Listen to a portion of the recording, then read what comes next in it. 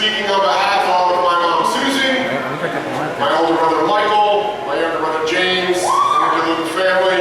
Before I get a chance to introduce some of my father's greatest friends and teammates to share some thoughts and stories and words about our father. Listen, I'm sure there's going to be a lot of tears shed tonight. There already have been, and there will continue to be, but I want to remind everyone we're here to celebrate. We are here to celebrate the life of a great man, and in his words, we're going to do the best to let it rip. Yeah. We're going to let it rip.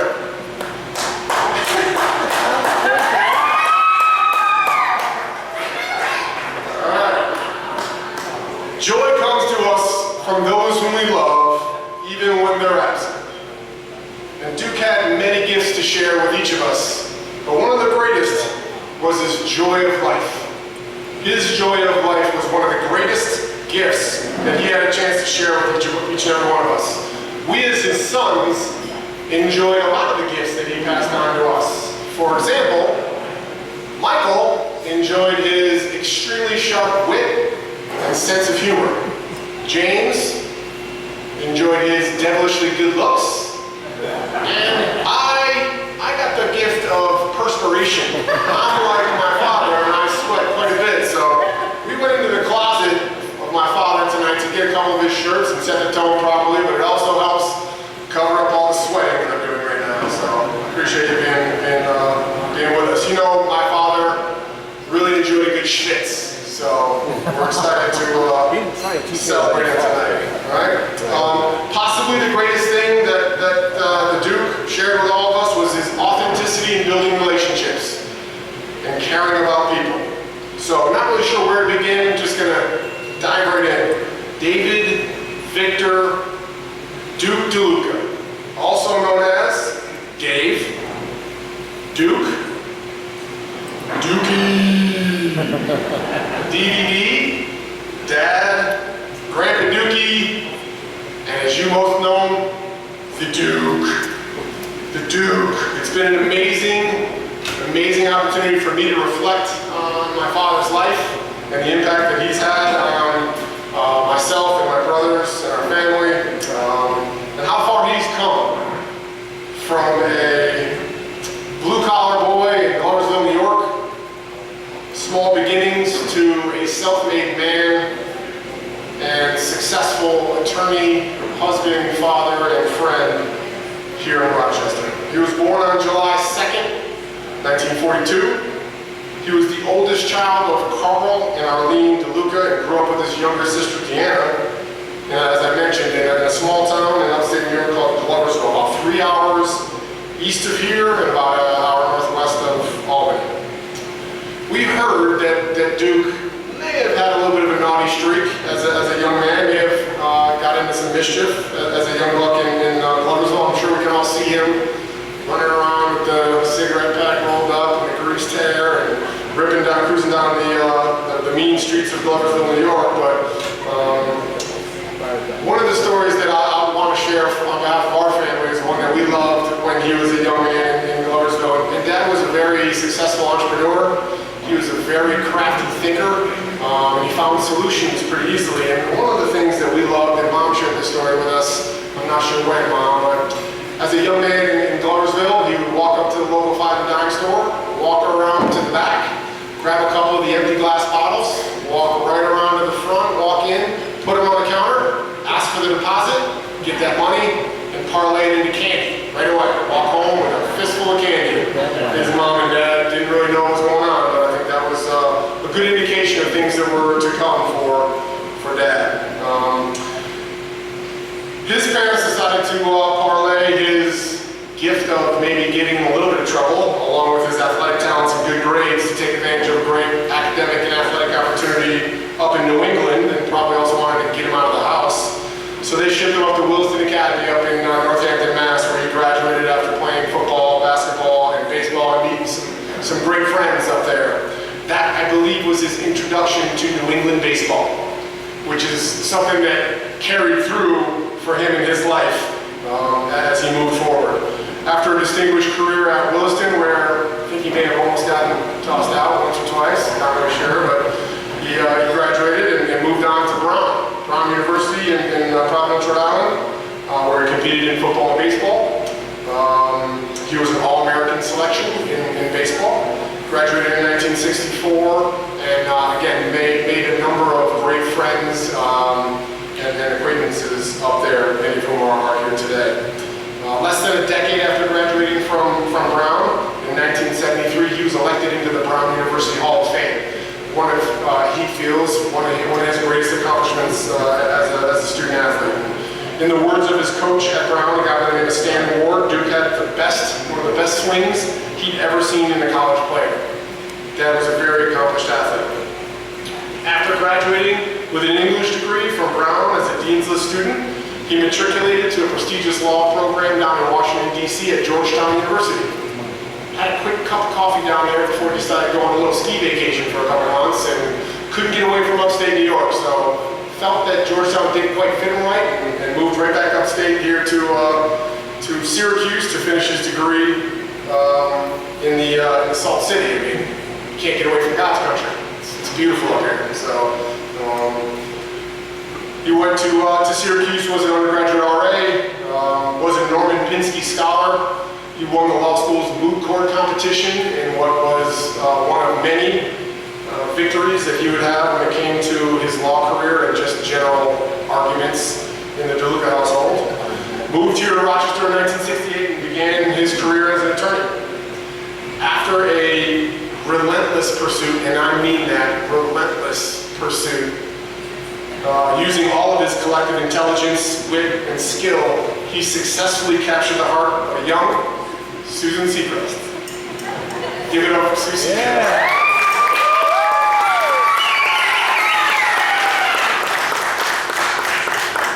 Dad married the love of his life on November 29, 1969, right here in Rochester, New York, and celebrated 52 years of marriage. 52 years.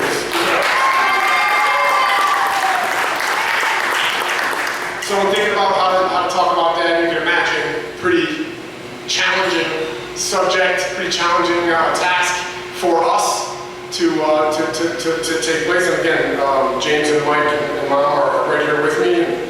I think the place that we wanted to start with Dad was he was a self-made man. He had plenty of help and a good family and a strong upbringing, but Dad earned everything that he got in school, in athletics, in his career, with his family, and with his friends. Dad lost his father when he was in law school and continued to put himself through the remainder of his schooling and proceeded to move here to Rochester to build just an amazing career and family. Dad was a character. He was a character by any definition of the word, both as a virtue and as a description of personality. He was, term he liked to use was, he was a piece of work. Dad was a piece of work. He had character in the sense that he was a performer with a vibrant personality. He was very comfortable interacting with other people. He had a great sense of self-confidence, smart humor, and a sharp wit. He also possessed a great moral character and a keen sense of right and wrong, so the other aspect of character. Always do right. You will gratify some and astonish the rest. That was a Mark Twain quote that he gave me back in high school. Duke was a man of his word and carried himself with great integrity. Composed under pressure and stress, he was unbelievable when it came to handling tight situations. He upheld the standard of conduct we all try to follow. He taught us to do difficult things. This is living proof. This ain't easy. This ain't easy. Good work, He taught us to do difficult things. He taught us to think critically and make decisions based on our values as opposed to our emotions. He had an insatiable intellectual curiosity, loved reading and writing. He was a lifelong learner and was extremely well read and passed that along to his sons. Often shared many things that he read or wrote or saw and clipped in random letters in the mail. I'm sure you guys have probably gotten some of those as we have, whether it was a write-up on James's football game or Mike's baseball game or something that the chauvinistics were doing or just a quote that he thought was applicable. Duke shared what he read and wrote quite a bit. He was a skilled artist and photographer. He loved capturing the moment with his own camera and developing his own film. He had a keen eye for sports photography, came to nearly all of our games, if not all of our games, and took pictures of us, the brothers, took pictures of our teammates, took pictures of our teammates' parents, took pictures of opposing parents. He didn't care, he was taking pictures of everybody. And again, one of the things that he loved to do was pick out really cool frames and gift them to people to commemorate those great memories. Again, a talented artist and photographer, also a very skilled musician and a record aficionado. I know some of the Dad's friends are going to come up and talk about the Chauvinistics and their common bond through music, but my dad loved to perform, sing, and dance, and man, again, he was a character. The Chauvinistics were a one-of-a-kind band. Probably my first introduction to, I don't know if it's irony or how you name a band that, but I remember asking Mom and Dad, like, what does it mean to be chauvinistic? Oh, see, it's a play on words. We're actually chauvinistics, not the other way. So again, there's always a little bit of a deeper learning with Dad and his friends. Published musician, along with my mom, who was a member of the Chauvinettes. So those two bands used to rock out quite a bit. Let's hear it for the Chauvinettes. Tonight, I love it. And I'll tell you what, we got an intense education in music from an early age. They would practice in the car, picking us up, taking us to school or practice. They'd pop in the cassette and they'd start singing, and we as boys would probably start punching each other. It was really challenging, but it was a great education because we knew a lot of the songs and a lot of the rhythms and artists that not many other people did because of our parents' passion for music.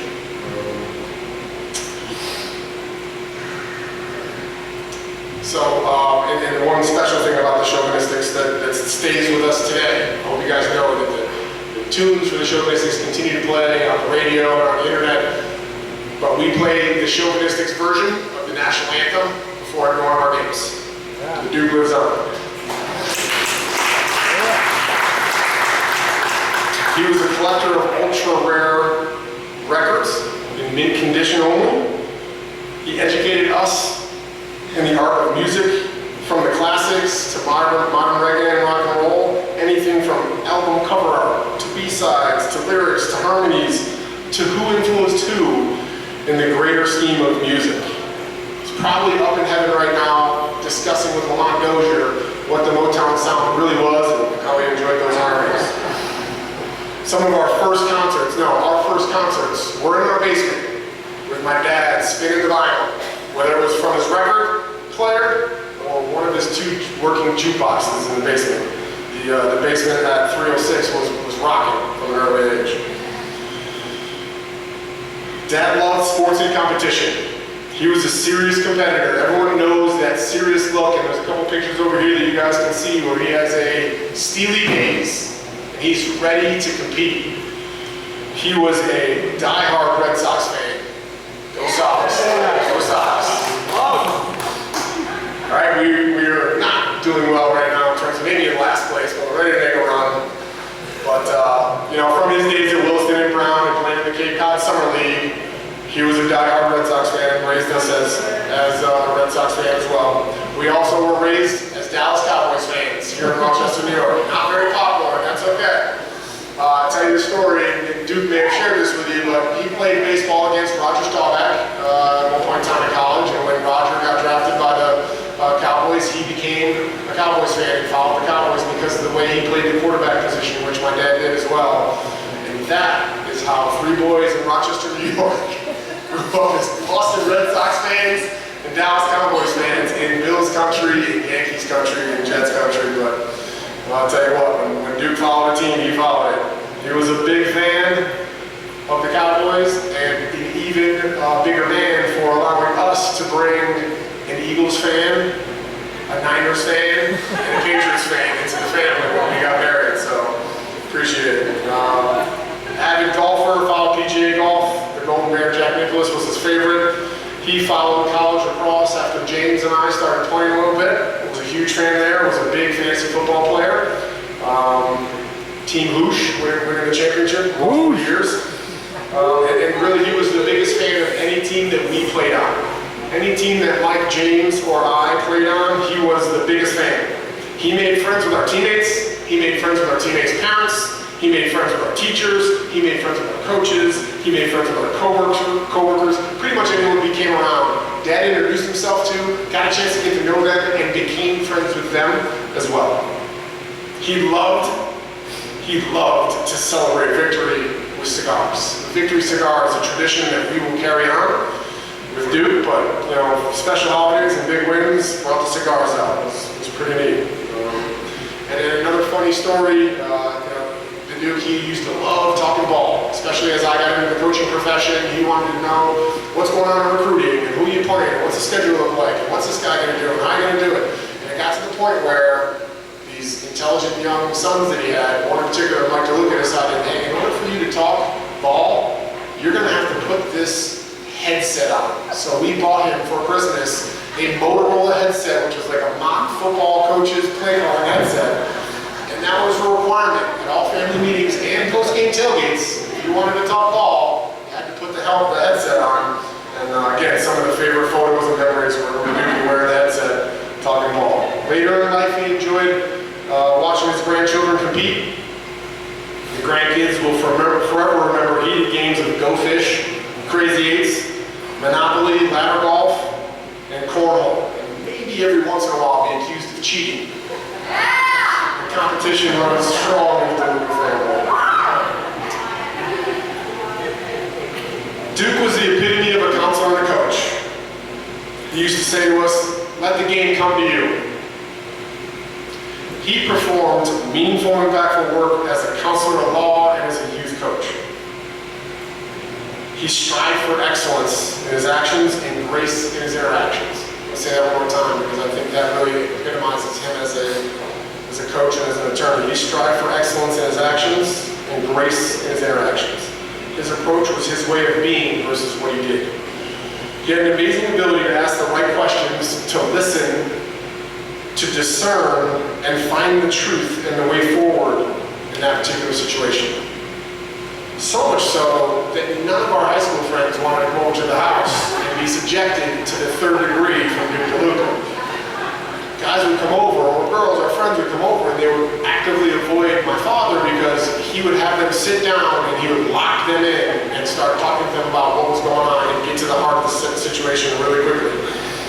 We as sons used to say, the nose knows. You figured it out.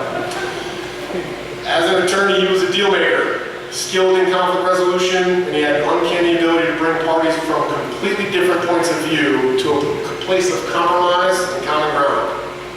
However, he was not afraid to tell you what he thought, and he never failed to deliver the hard but necessary truth. No matter the circumstances, he always took care of his people, his family, his friends, his clients. He treated people that he was talking to like the most important person in the world at that time.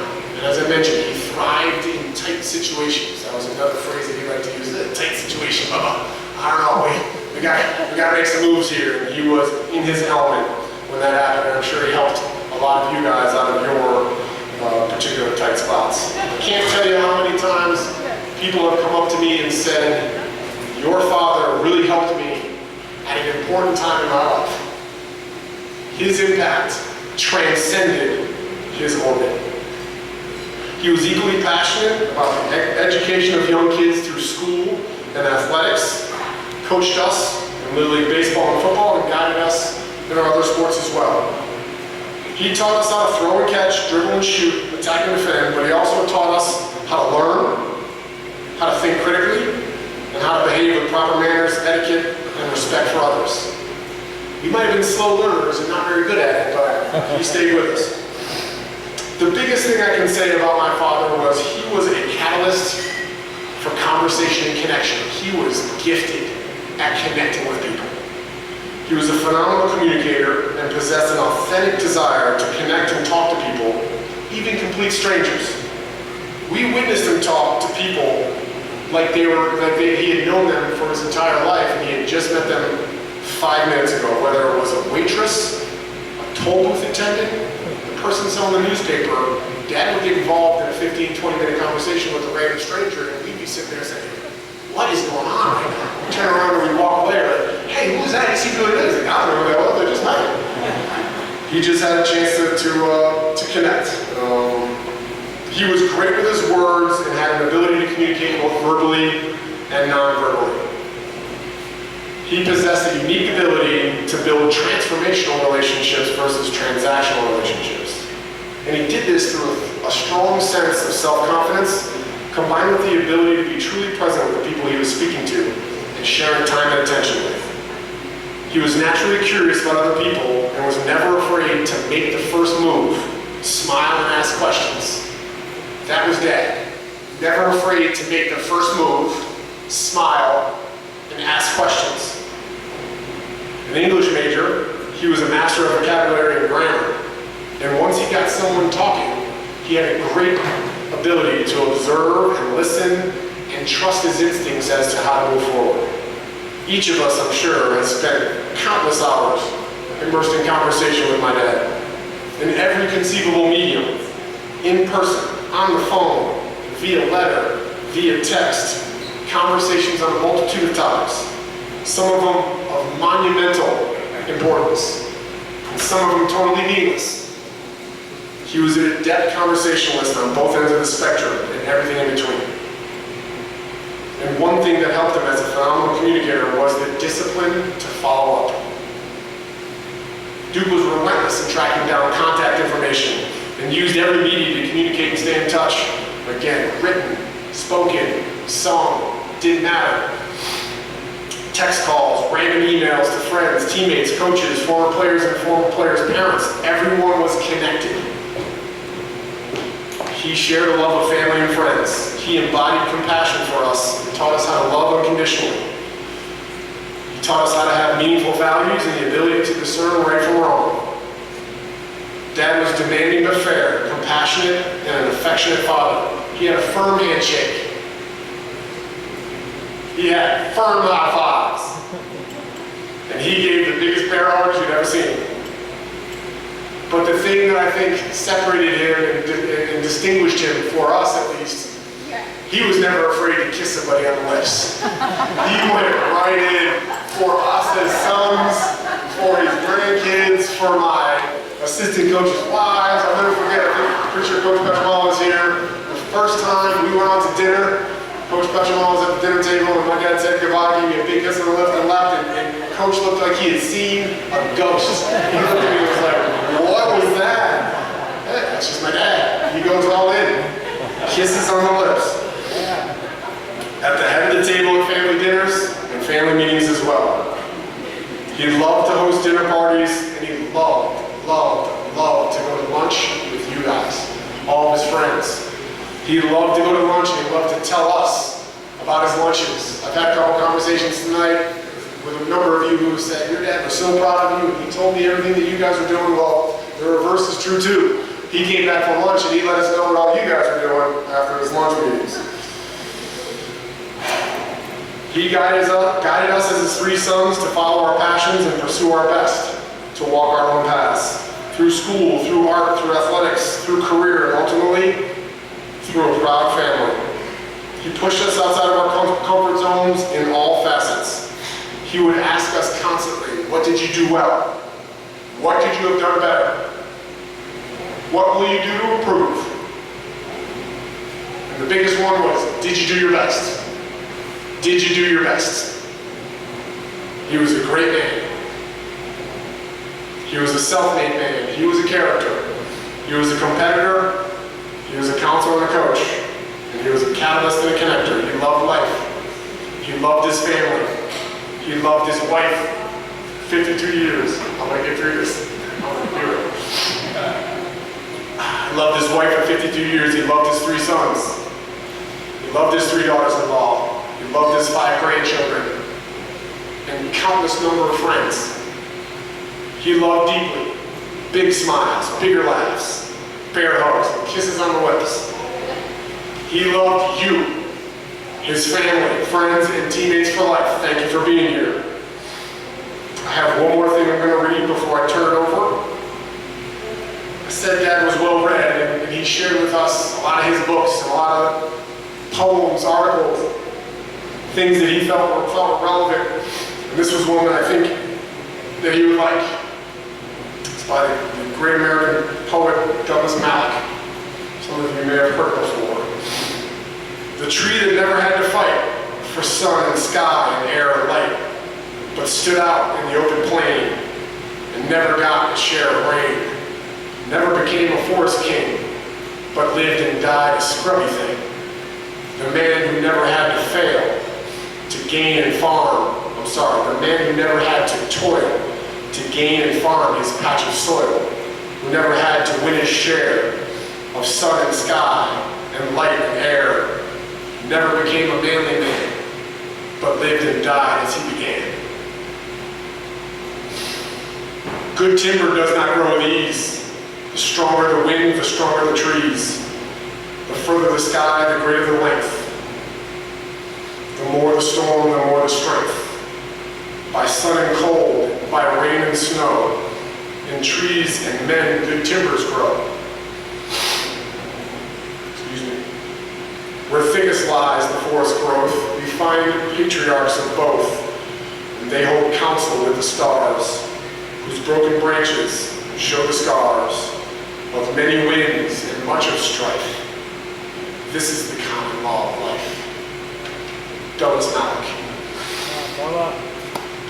Thank you again for being here.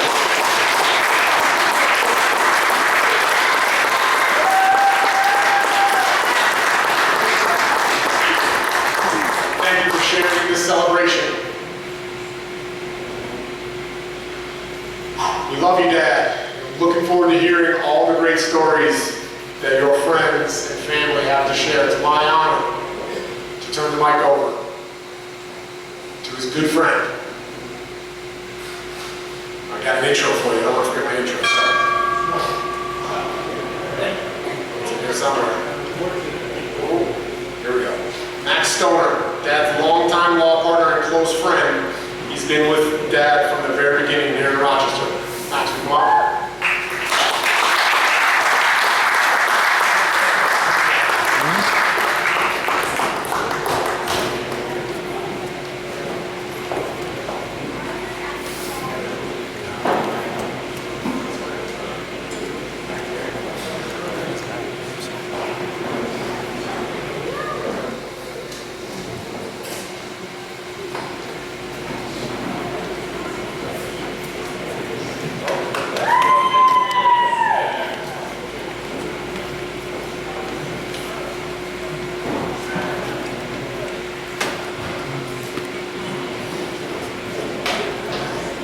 Hi, I'm Max Stoner.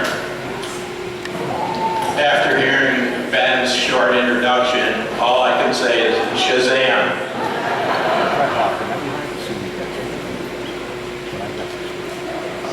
If I had more time, I would have written a shorter speech, but unfortunately, I ran out of time. I first met David in 1980 when we formed a law firm. Chipwell, myself, David, and Daniel Lacey. And we thought it was a brilliant idea until we found out it was really surreptitiously designed by our wives at meeting at numerous bridge parties. They decided we should be partners, and we had no choice but to follow through.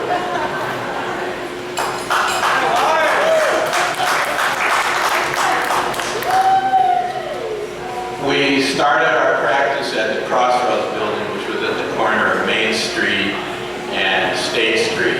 And I didn't know David very well then, but I soon found that he was an extremely gregarious, popular, and effective lawyer.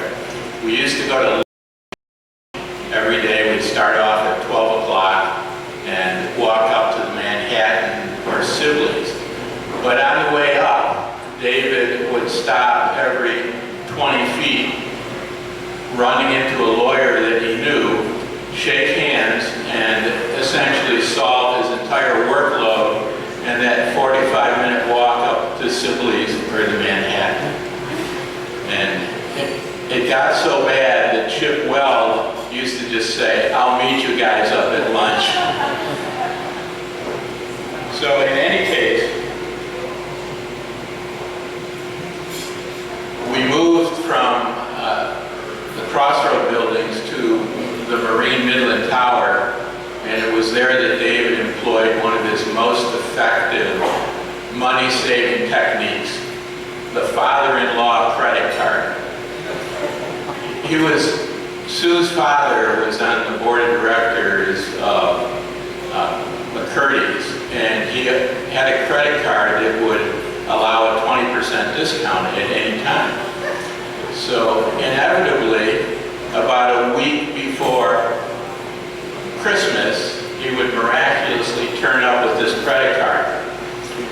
But we would always wait until Christmas Eve when we would go shopping at Foreman's about 5 to 6 o'clock. Now you can imagine in those days, at 6 o'clock at night, the only clothing that was available and items that were available were either triple large or triple small.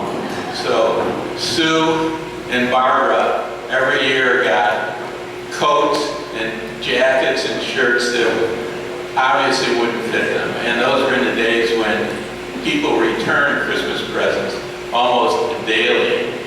So David was an expert at finding a way to minimize his expenses. There's no question about that.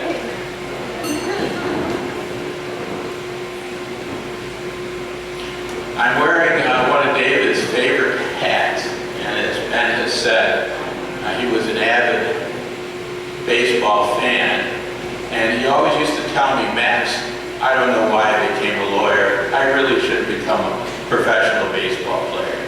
And I know David was always very proud of the fact that when he tried out for a professional team, he hit the ball out of Yankee Stadium. Did many people know about that, Sue? He never told anybody, but he was very, very proud of that. And I always told David, "Well, David, if you had become a baseball player, you'd be rich today, instead of the poor lawyers that we are." David was a ferocious litigator because when he went down to court and he really needed an extra push, he would always wear this hat.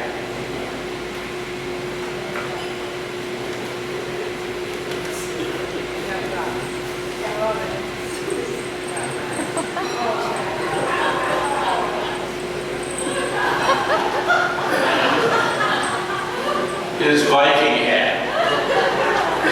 He would scare the living bejesus out of the judges and also the opponents. And if he couldn't win on the merits, he always would win by talking to the clerk or the judge, ex parte. You know that was true, Jerry.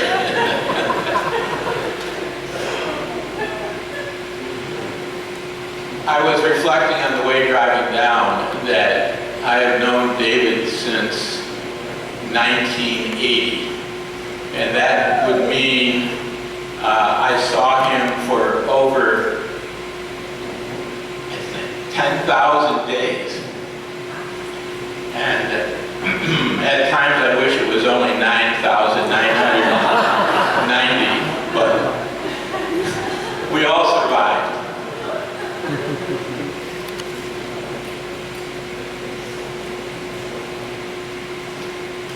Occasionally I would go downstairs and David would say, "Oh, Max, I gotta go get a haircut." And I'd say, "David, what are we talking about here? I mean, twice a month you would go and get a haircut?" He said, "Yeah, I would go down to the barber school and they would practice on me. And they'd actually pay me for the haircut. They wanted to figure out how to skim those razors over the top of his head without cutting."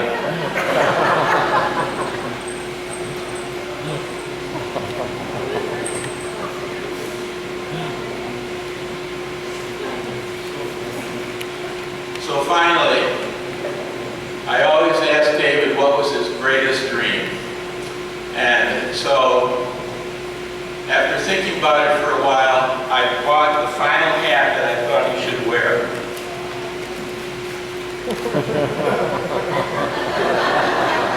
A blonde Art Garfunkel wig.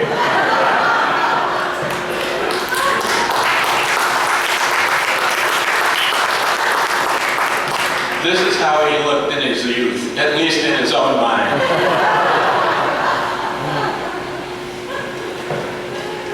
David was always a very devoted father. And we know that he went to every game that his sons was in, because he was always missing on Thursday and Friday, almost every week. Certainly, well, it was in season. But, I mean, I enjoyed his talks in the late afternoon, and we had many of those to the point where he would call Sue and say, "I'd be home in 15 minutes." And it would be an hour and a half later that he would leave, and Sue said, "I kept the bacon on for that whole hour and a half, so all you got left is some beef jerky." Anyways, I just wanted to say that we obviously will miss David. Thank you very much.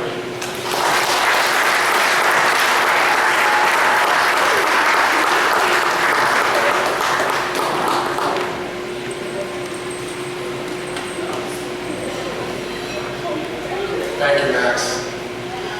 Next up, this guy probably does not need much of an introduction, but we're going to give it to him anyways.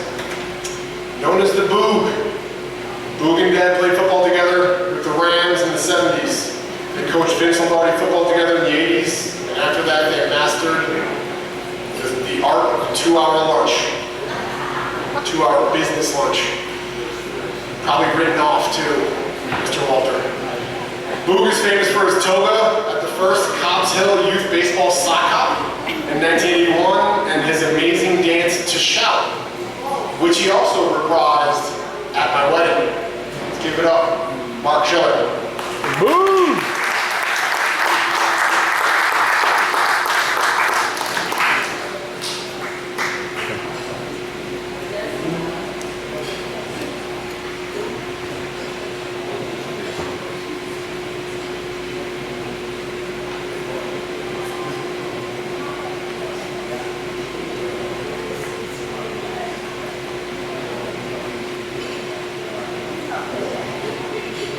Good evening. It was a pleasure knowing the Duke. I met Duke trying out for the Rams football team. I was the center, he was the quarterback, and I won't let your mind take it from there. What happened? We had a lot of fun coaching together, a lot of fun doing lunches together. One of the great things about Dave was at the end of lunch, he would say, the bill would come, and all of a sudden he'd start doing the alligator. And I said, Dave, Sue just got you a brand new band purse. He was so proud of that band purse. I told him he looked like that's a whole other story. And I said, don't you have a wallet in there? I forgot it again. He forgot it more than he had, so, but that's good. I mean, that's what it is. Our families got to be great friends. Our kids got to be great friends. We'll always remember the turkey bowls that we had. Always remember the battle of DeLuca's. Every Thanksgiving it would happen, but that's the DeLuca's. That was good. That was good. Dave was a connoisseur of clothing. Always remember his saddle shoes. His fur hat. He had a fur coat that was unbelievable. Illegal, that's a whole other story. David was just a great friend. We had more lunches than you can shake a stick at. We solved all the problems in the world 2 or 3 times. But the great thing about Duke was you could tell him stuff, he told me stuff. I know he loved his wife Susie, loved his 3 kids, loved his grandchildren. And I'll always remember Duke, even though he's physically not with us, he's always up here. I think of baseball, football, whatever it is. Duke is still there. Thanks, Duke.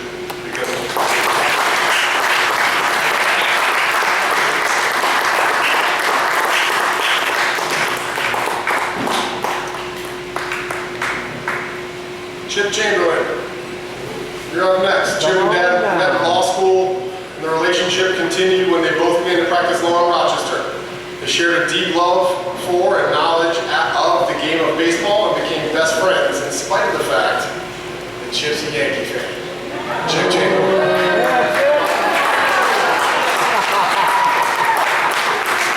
Time to balance the scales. This is Yankee land here. I live in Vermont. I'm in the nation. I'm the only Yankee fan in Vermont. I went to a Jimmy Butler concert. Hawaiian shirts all over last week. Hawaiian shirts all over the place. It's the south of Boston. Not one looked like that. Not one. Look at that. That's a Red Sox Hawaiian shirt. Duke and I met in 1965 and talk about opposites attract. This guy was the bachelor, the resident advisor in the freshman dorms, and a massive personality. A big personality. And then I'm this worried man. What am I doing in law school? It's a little too serious. Engaged to be married. I don't know what he saw in me, but he did. And we became almost instant buddies. I still marvel at the why. And he was a great organizer. Freshman year in law school, it's such a monastic existence. I mean, you live in the library, you go home, you eat pretzels, you go to bed, you get up in the morning, you go back to the law library. Not Duke. You organized hoops teams, football teams. They had a great quarterback, a guy by the name of Joe Biden. Ask him sometime if those front teeth are his own, by the way. Just saying. And he was the co-founder of the Chauvinistics. He was very active, busy guy that loved life and was not going to sit still while other people sat around. He made the world move, and I'm kind of glad he took me along for the ride. I think he needed an audience, and I was a good audience. But hey, we had a lot of common things that really mattered. The love of growing up in the 50s, telling stories and lies about the glory days of high school and college. Elvis, classic rock, hoops and baseball, especially the rivalry, and doo-wop. And we also liked the little mischief, and he brought that out in me. We also had a burning hatred. He hated the Yankees, I hated the Red Sox.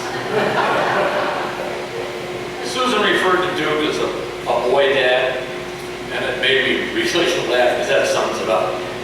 I've been accused of the same thing in my family. Over the years, Duke and I had a kind of a mantra that many of you are familiar with. You can't stay young forever, but you can be immature for life. And we look, for example, other than my bride, my closest friends now are my grandchildren. They're my own age. People I can play with. Duke is what I call a first call friend.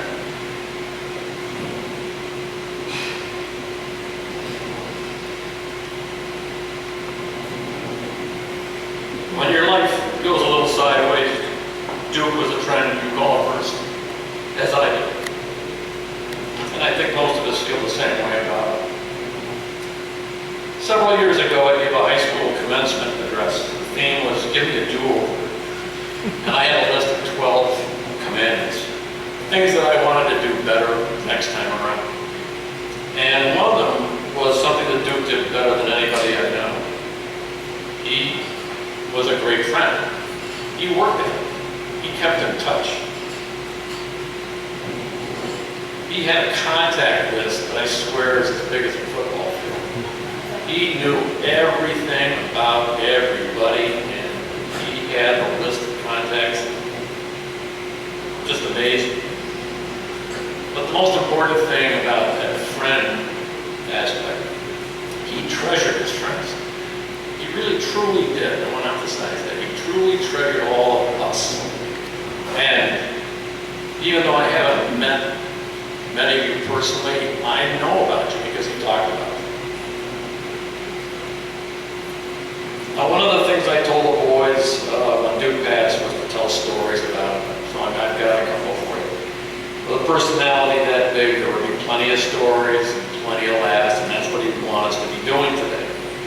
So I got one new and one old. If I get through them, I got a bonus, an encore.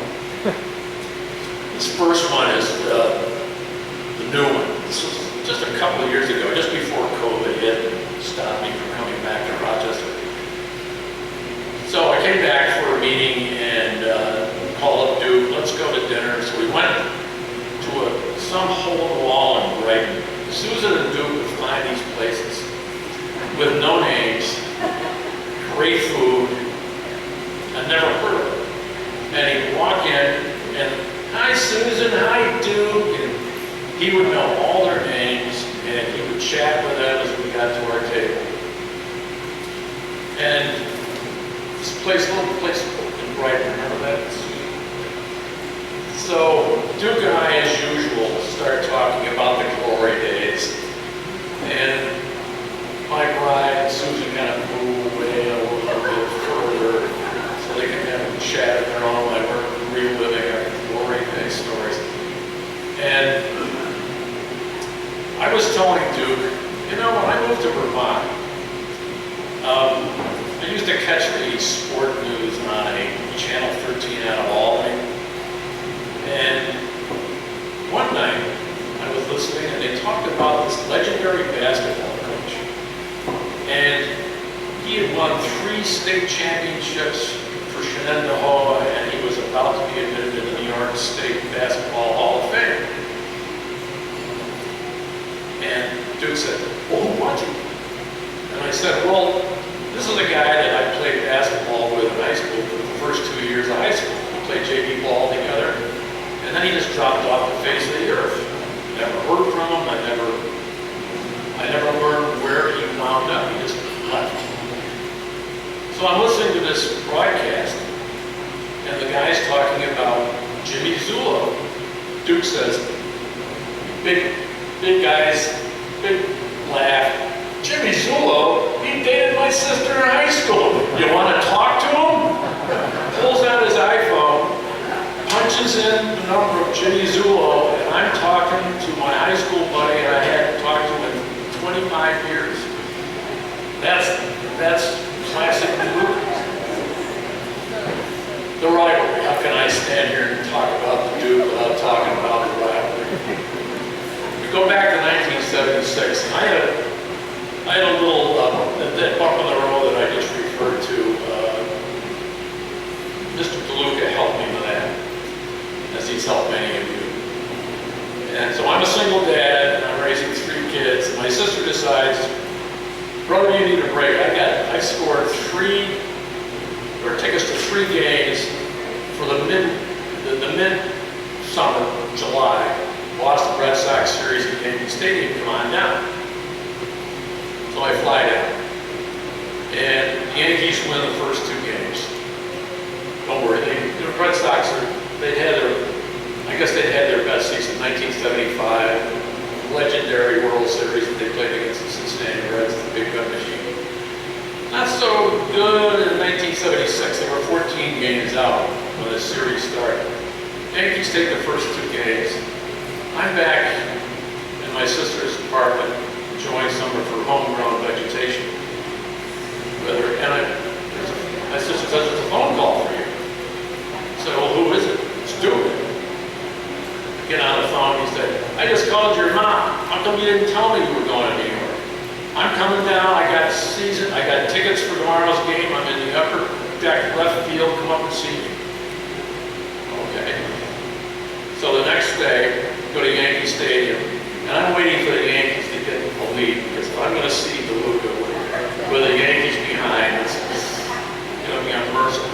Yankees are behind 5-3 in the 6th inning, and I finally told myself, I can't wait any longer, I gotta go look for them. So I go up to the upper deck in left field, and I get about halfway down the aisle, and I look to my left, and I say, oh, there they are. There's a whole row of Red Sox hats, and a sea of Yankee hats. And sure enough, DeLuca's made friends with all the Yankee fans. It's pretty rowdy, but he's made friends with all the Yankee fans. And I sit down and they start working me over. They got a 5-3 lead, and it's nothing like a Red Sox fan. Front runners, they are the greatest front runners in the world. Losing, you don't hear a sound. 5-3, and they're just unmerciful. And the Yankee fans by now have been mollified by Duke, so they're not saying anything to help them. Well, bottom of the 9th, Yankees get a couple of runners on base. They're behind 5-3. Chris Chambliss comes up to the plate. 3-2 count. 2 men on base. Chambliss hits a bomb into the right center field bleachers, a walk-off home run. Dead silence. I walk into the subway. Dead silence. He didn't say anything. He finally turns around, no smile, and he says, see you back in Rochester. Gets on the subway and off he goes. Always the competitor. And here's the bonus story, then I'll quit. He formed a team in law school called the Barristers basketball team. And we had some pretty good players. And we played for the championship that year. This is the grad school championship league we were playing. We're playing a pretty good team. And we're down by a point, I think, late in the game. And their point guard steals the ball and is going in for what I thought looked like an uncontested layup that would seal the win. A flash out of nowhere comes and knocks that guy into East Jesus. DeLuca. They pick the kid up, put him on the foul line, he missed both free throws. We go down and score the winning bucket with 2 seconds left to play. And he still has the picture of the celebration afterwards with being Duke walking off. Did you see it? He kept that picture all those years. I think it's the only picture that anybody ever took after that game. That's just the kind of friend he was. Thanks for listening.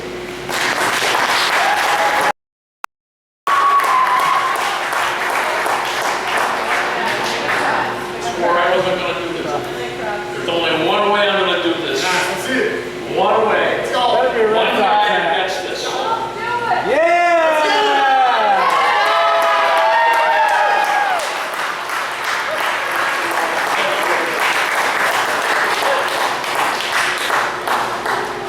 Out there all day long. There it is. Awesome. Thank you, Chip. Next up on the mic is Bob Westerfall. Bob and Dad met in the 70s and bonded over their love of music. They were record collecting buddies and lunch buddies and good friends for about 50 years. And there was at least one time that I accompanied them to a record palooza and got a full understanding of what it meant to flip through vinyl, pull it out to check the mint condition of the record and what a B-side meant. So Bob, if you wouldn't mind coming up in the chair.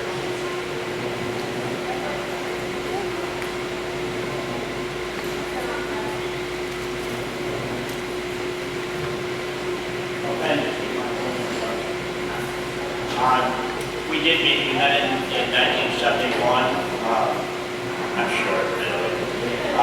We met in 1971 and we became fast friends over 50 years. We bonded over, he had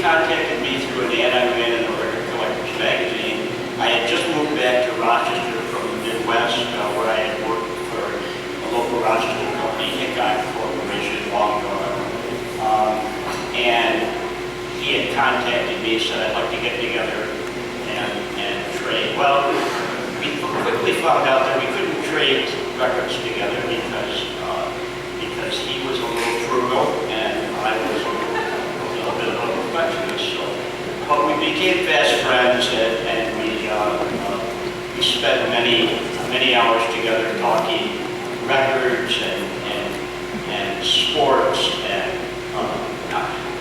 I heard all the stories about that. I knew very well that David was a Dallas Cowboys fan in a Bills part of the country, and I was a New York Jets fan. Unfortunately, one of the long suffering in the Bills part of the country. So, but we over the years had many of those epic lunches together. We were. It was funny. I wanted to talk at the end about retirement. I retired when I was 68. Dave, as an attorney, was my attorney as well as my close friend for many years, and he got us through several house closings, lawsuit or two. We talked about bumps in the road early on, and he closed the house, did the house closings for my kids. He was a big fan of both of my kids, as I was a big fan of his kids. We kind of watched each other. We commiserated about their troubles, and we rejoiced in their accomplishments. He was so proud of his boys. I can attest to that. That's all that he talked about them all the time, and talked about Sue all the time. But when I retired, David never did. And I used to kind of get a kick out of the fact we would make a date for lunch, and say, well, meet me in my office about 12:30. Dave would come rolling in about 11, I think, in the morning, 11:30, and then he'd go to lunch, and we'd be at lunch for 3 hours. I just wanted, I just thought he weren't retired, but he had his system, and I know he did a lot of hard work. I just wanted to just give a brief story, and this isn't a funny story the way some of the people before me do it. It's kind of I would say a melancholy story. The last time I saw David was last fall, and David was a big fan of rock and roll instrumentals, and it was a group playing down at the House of Guitars called the Rock and Rebels. They were from Buffalo. They had one big hit in the 60s called Wild Weekend, and I called them up and I said, hey, why don't we go down and see this group, the Rock and Rebels? And so we met for dinner. We went out and got a bite to eat. Went to see the Rock and Rebels. He wanted to leave about halfway through, and I came home and remarked to my wife that I thought David looked a little tired.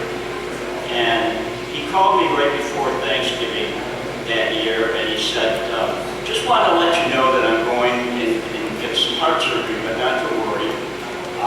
I plan on being back to work in 2 weeks. Little did I know that would be the last time I would see him again. When I got the news about his passing, I was devastated. He was just such a great friend. I've heard the rest of you talk about what a great friend he was. I can tell the same stories. He was there for you no matter what. He was there for me anytime I ever needed him. We were good friends. We had epic lunches, and I miss him every day. And as you all do. So, no, I'll never have another friend like him. And thank you, everyone, for.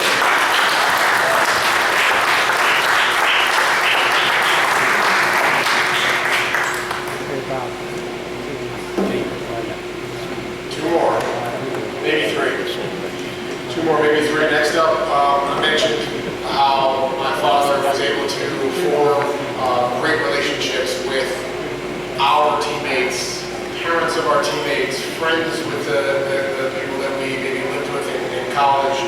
And the next one, maybe two, are those men. Tom Hall, even though Tom's much younger than Dad, they became best friends while watching my younger brother James and Tom's son Matt play football at Amherst College. Dad was impressed to learn that Tom was one of the elite marathon runners in the nation, and even more impressed when he witnessed him down an oil can of beer shortly after finishing the Boston Marathon.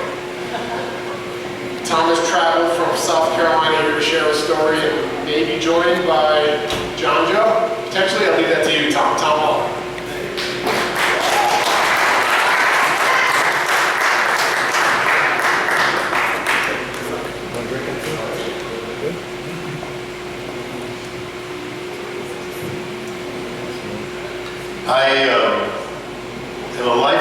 My name is Tom, and I'm a lifelong Yankee fan.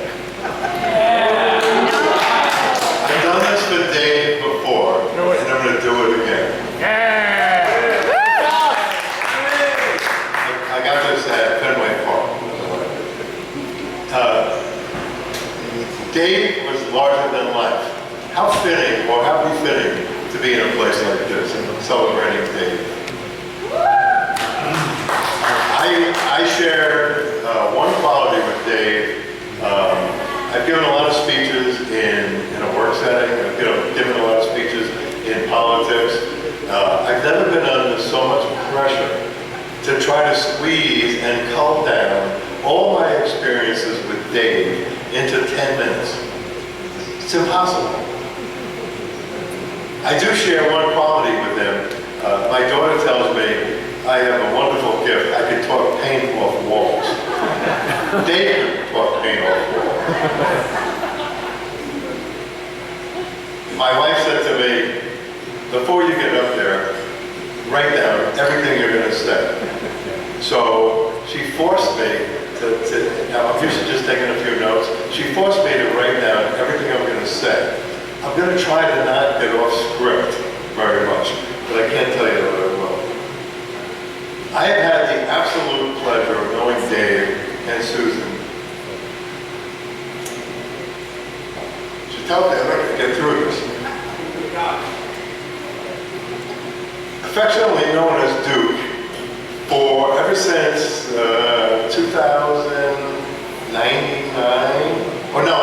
1997. And our children play football at Amherst, James and Matt. And as many of you know, we took tailgating seriously. In fact, we took it to another level for 4 years. And I think, James, you were a year ahead of Matt. So Dave actually stuck around for another year after you left. We were having so much fun. We were also friends long after our sons graduated, started careers, got married, and started their own families. In fact, I would say that we had a better college experience than our kids. Undoubtedly. You know, there are people that are very special to you, where you remember the day you met them. And I remember vividly the day I met Dave. It was at Amherst, and I decided at the first home game, I wanted to make a splash. I wanted to really make a showing. So I invited a very good friend of mine who lived in Westport, Massachusetts, and he was an avid fisherman, to come to the game. And I said to him, Mark, you know, I have to make a showing here. I got to show people I'm a serious tailgater. So he says, don't worry about it, I'll take care of it. He shows up with live lobsters at our tailgate party, and he proceeds to start putting them to sleep. I don't know if you've seen that. And he's entertaining the crowd. And Dave comes running over to me, and he said something to the effect, buddy, we're going to have fun the next 4 years. He then immediately takes me under his wing and decides to introduce me to many of the people there. So he says, Tom, I got to introduce you to somebody. And Dave was a people person. He knew everything about people. So he takes me over to a rather tall, 6'5", older man, turned out to be in his 80s. And he says to me, Tom, you got to meet this guy. So he comes over and he goes, Tom, this is Art English, class of 36. 36, Amherst football. So I look at the guy. It's not every day you see an 80-year-old plus guy, 6'5". And I looked at him and I said, "You must have been a giant in your day."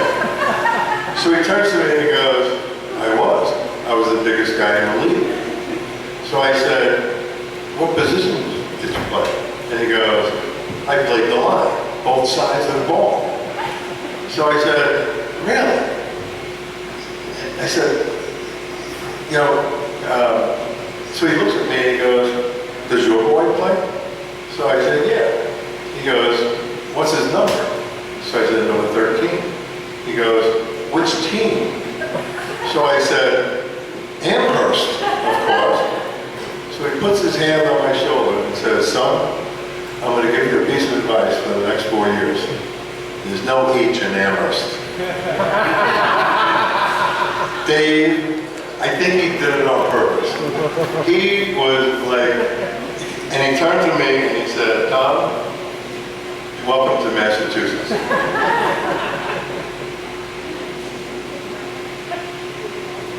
The reason I tell you this is because that is the point where Dave started poking fun at me, well-intentioned, for the next 4 years, and making fun of the fact that I made fun of the Boston accent. He started calling, my name is Tom. I don't particularly like being called Tommy, but he started calling me Tommy. Thanks in part to one of our tailgate families, the Flemings, Barbara Fleming, who has a thick Boston accent. And for the next 4 years, actually in the next 20 years, he called me Tommy.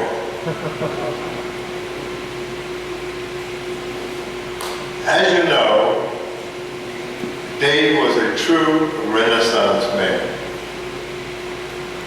He was obviously intelligent. He went to Brown. He was quite athletic. He was an All-American baseball player. I don't think there's all that many All-American baseball players that have come out of Brown. I mean, they're not known for their athletics. I don't think a lot of people, you didn't mention this, in 1964, he led all New England in batting with a .397 batting average. And he never bragged about it, which I couldn't believe. He was a sports historian. He was an accomplished attorney, as people have said. He was a talented singer as part of the Chauvinistics. He had a keen interest in music and a record collection, second to none. I couldn't believe when we visited his home and saw his record collection in his room. And he was an extremely good photographer. He bragged about how good a photographer he was. He was also obviously a wonderful husband, father, and grandfather who, like me, liked to brag about his kids, his children, and his grandchildren. The last story I'm going to share with you is kind of a photography story, and one of the fun memories I have. In 1999, I ran the Boston Marathon, and I said to Dave, by the way, when we started tailgating at Amherst College, we decided to give ourselves a name. So we called ourselves the Grape Nuts, because the school colors were purple, so we were the Grape Nuts. So I decided to run the 1999 Boston Marathon, and of course Dave wanted to follow along. And thanks to the Flemings, they rented a stretch limo to follow me 26 miles while I'm sweating to death along the marathon route. So I turned to Dave and I said, "Dave, you hold yourself out as a tremendous photographer. I want one picture. All I want from you is one picture." And he said, "Tommy, tell me what it is and I'll do it." So I said, "I have bottles." I was a fairly good accomplished runner. I said, "I have bottles that I need to be given to me along the marathon route. And my wife, Patty, is going to hand them to me." Just past Wellesley was the spot where she was going to hand me the bottle. I can't tell you how much time I spent beforehand. How am I going to do it? Well, I'm going to be running, jogging, just hand it to me. Well, how am I going to do it? Your left hand, your right hand? I said, I don't know. You know, I'm just give me the bottle. So I told Dave, you have to get the shot of the panic look, stricken look on her face when she's trying to pass me the bottle. I had that picture with me tonight. You can't see it. Unbelievable. But he got it with tremendous difficulty. Of course, Susan, the only thing that she remembers about the Boston Marathon was that as soon as I crossed the finish line, I drank a 25-ounce oil can of Boston's lager immediately. And she talks about it to this day. I have many memories I'd love to share, but not enough time. Like the Red Sox-Yankee games and the rivalry we went to. I could never understand why somebody from New York would be a Boston Red Sox fan.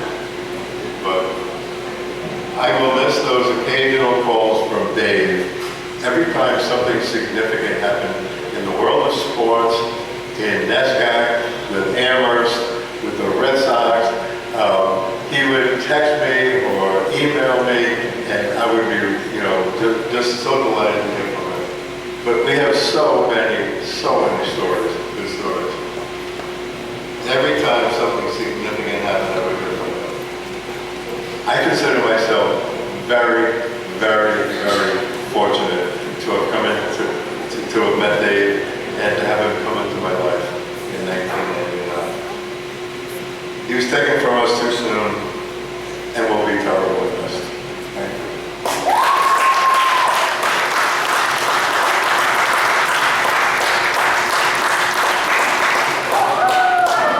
Thanks, Tom.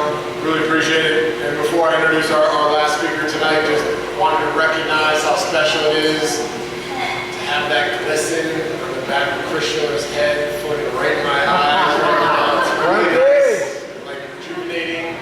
Frankie, I love you. No, in all seriousness, two Yankee fans, two die-hard Yankee fans in the house wearing Red Sox hats right now.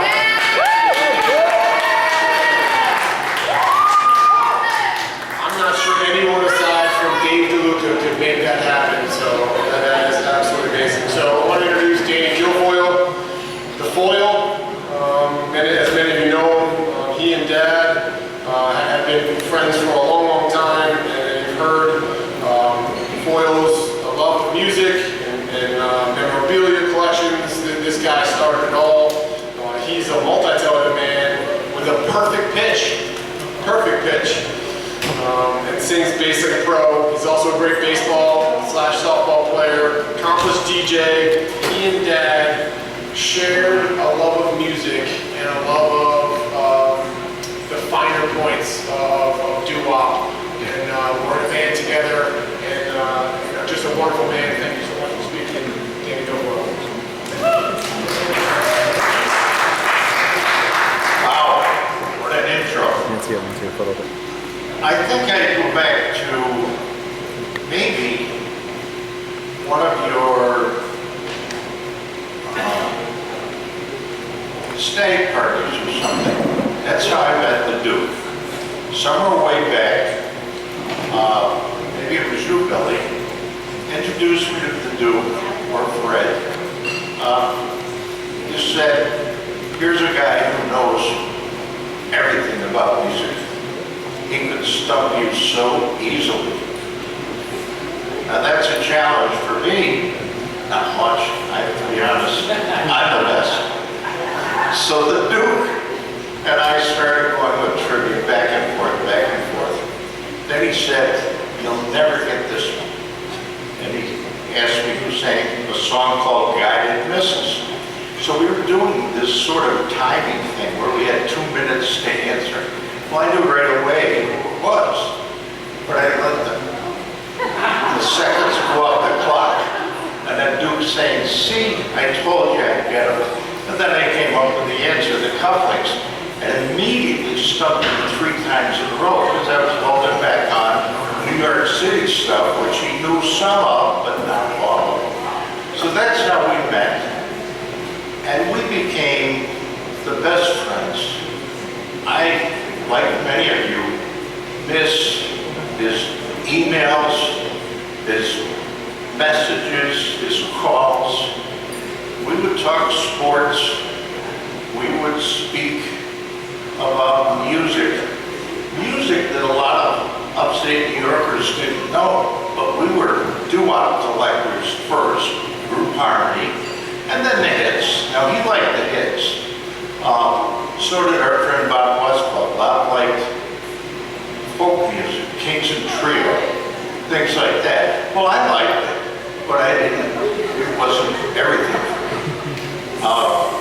So we would really talk about this. Now, Duke liked some pop music because he loved instrumentals. And I would have him on my radio show, and he'd bring his favorite records. Well, they were all scratches, so we used mine because I knew what he wanted. And the funny thing about Duke and his records, we started out as avid traders. Well, as Bob Westphal will tell you, you can't trade with the Duke. Everything he had was pristine and worth $1,000. So he said, everything you had was scratchy and maybe worth $25. He'd pull out a mint record, and I actually tested him. I had a couple that didn't play once. He'd hold them up, and he'd look at scratch, scratch, scratch, and he'd tell you how bad the record was, but you know it wasn't. He was the toughest guy to trade with, and Bob and I eventually stopped because some of you have mentioned that he was tight. I think people are afraid to use the word cheap. If you went to lunch with Duke, you knew it was a trade if he was going to pay. He would take you to one of his little Italian restaurants, and you knew that he was going to sign the check. That he would invite you, which is great, except that you had paid for 10 or 15, and he would trade the one. So, yeah, I was a little tight. Now, Ben mentioned that he was a great dancer. Most of what Ben said is true. This dancing thing, he was by far the showman of our group, the chauvinistics. But this was his idea of dancing. He'd stick his rear end up like this. That was it. He couldn't dance. Ben, where are you? You were in La La Land. Oh yeah, he could not dance. But he was the showman of the group. He was the glue of the group. He was the reason the group started, really, years and years before the group actually formed. We would sing after softball games at Cobb's Hill with Henry Cooper. I don't know if you're still here, Coop. Yeah, very good. But we would sing along with Coop. We'd be under a tree. We'd have a 12-pack, and we'd just sing and drink and sing and drink. That was actually the start of our singing together. Now, Duke was the master of the key. I don't mean the key of, the key G. That's what Duke sang, G. He would go through an entire song. Dig That Crazy Santa Claus is an example.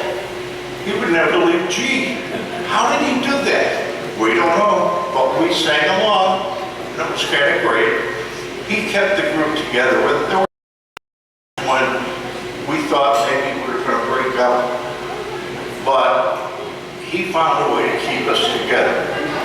And he and I, when we started the group, for real, had some tryouts.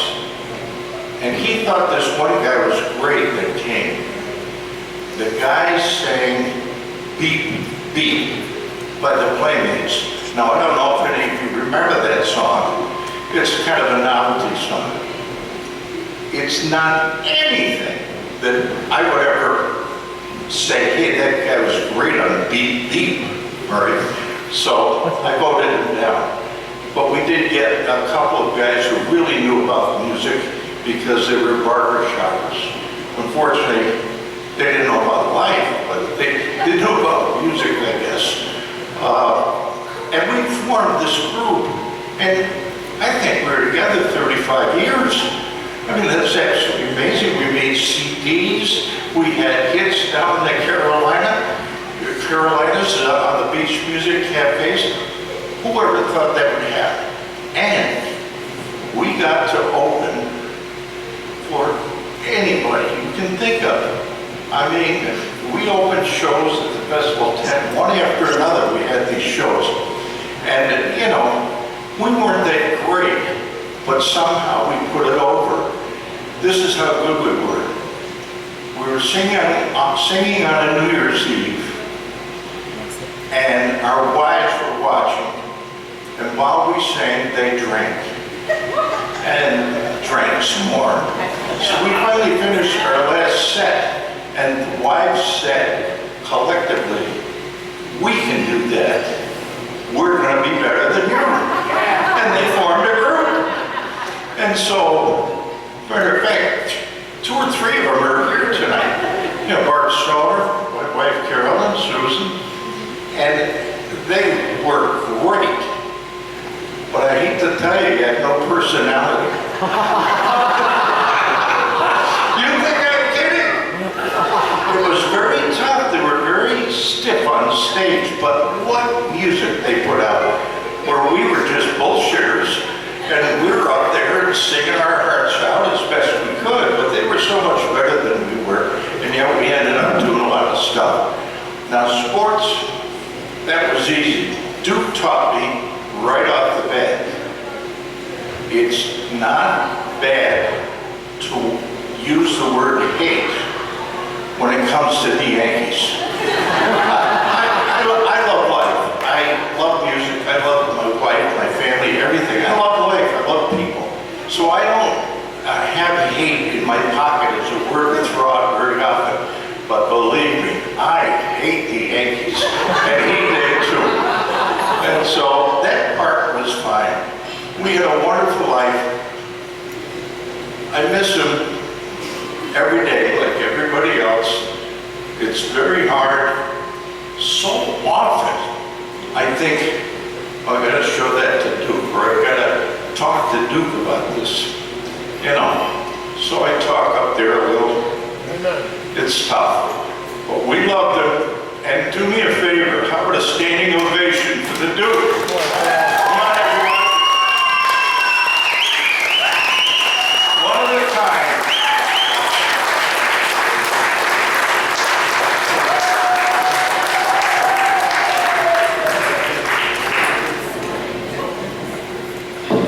Thank you for bringing us home. Also want to thank Danny for the music tonight. He handled all the select tunes and management of the boombox and the CD. And also thank you to Ruth and Scott for the wine. You guys are wonderful. Really appreciate it. Thank you all, everyone here, for being here, for celebrating the Duke, a man that we all loved and loved. Each one of you. Appreciate you very much.